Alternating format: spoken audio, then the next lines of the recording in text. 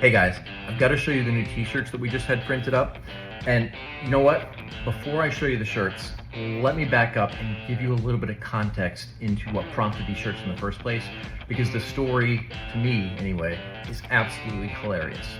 So the short version is, I was scrolling through X one day and I came across this tweet where people were complaining about how ICE had been treating this woman who had been obstructing with them and trying to prevent them from doing their jobs. And in the process of restraining her, they ended up choking her. I'm a fan of chokers. Okay, I guess what's the harm in a little bit of choking between friends, am I right? But I'm a little salty, because I got some new chokers. Sure. But I like chokers. Yeah, I'm starting to get that impression.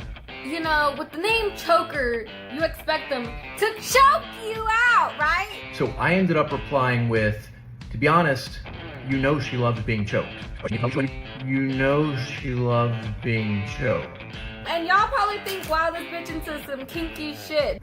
Anyway, so after that reply, our friend Cuffy Rollabiller here ended up going into a rage tweeting binge, probably while sloshing down boxed wine, and ended up tagging my company, Spartan Media, trying to get me fired. Now, what do we know about these kinds of people?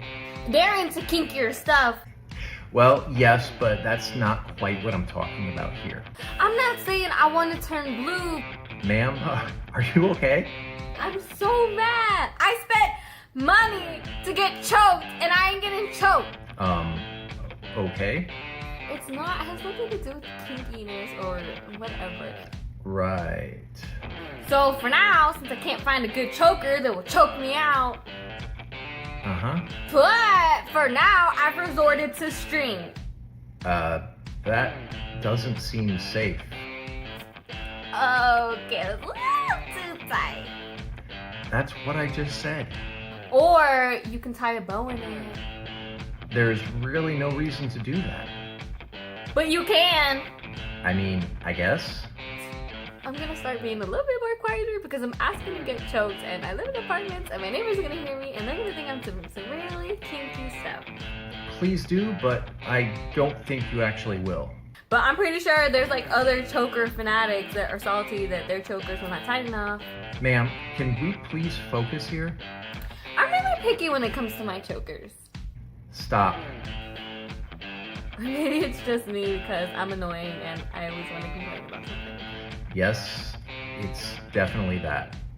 Look, Cuffy Rollabillard ended up trying to play junior NSA agent and dig up whatever she could on me in an attempt to get me fired, right? She went through the process of figuring out who I worked for. She tagged my company trying to get me fired, but apparently she wasn't smart enough to dig deep enough to find out that I actually owned that company, even though it's plastered prominently everywhere on the website. And in the end, she ended up getting choked out in this thread. I want to experience that. You've made that abundantly clear by now. Look, I wanted to share this story to highlight the importance of authenticity. So this is a critical aspect of public relations, right? And not just when we're dealing with the media, but everything we do on social media, everything we do in all of our marketing. Everything has to be authentic. Now, I'm not saying that you should do what I did. That works for me. It may not work for you. I'm a little bit more outspoken. I'm a little rough around the edges, even though I'm, the guy who's usually in a suit everywhere you see me. I've got a bit of a harsh edge, right? Marine Corps veteran, that should be no surprise to anyone. That is my brand. That's who I am. So I'm not saying that you should try to be as outspoken as I am. I'm not saying you should try to push the boundaries as much as I do, but what you absolutely should do is you should absolutely be authentic. You should be whoever you are, right? Don't say something just for a reaction, but at the same time, don't hold back who you really are. Because when you're authentic, you're going to attract the right people and you're going to repel the wrong people. And that's critical to building a strong brand. You need that audience, that tribe of people who love you for who you are. And I don't mean love in the sense of they're gonna go to the end of the earth for you, but they're passionate about you. They're passionate about what you do, what your brand stands for. And the only way that you're going to build that is through authenticity. Now, this had kind of a few other things that then came out of it. So of course that ended up being hilarious. I had, a little bit of fun on X, but then I also took some screenshots and I turned around and turned that into content on Facebook.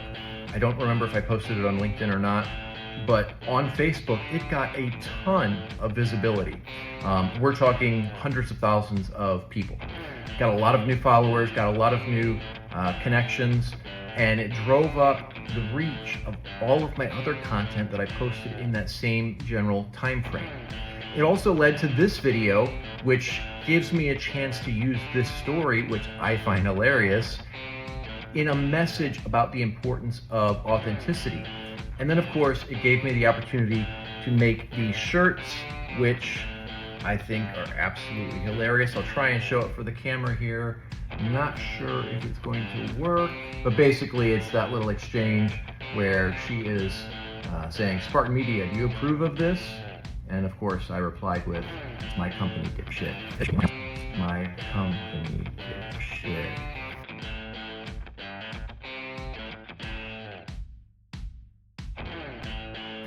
And this is, to me, hilarious. It's the kind of thing that really shows who I am. It shows my personality, and that is authentic. Now, like I said, I'm not saying that you should necessarily push the boundaries as far as I do. That may not work for you. Maybe because it's not who you are, but also because it may be something that's frowned on in your industry.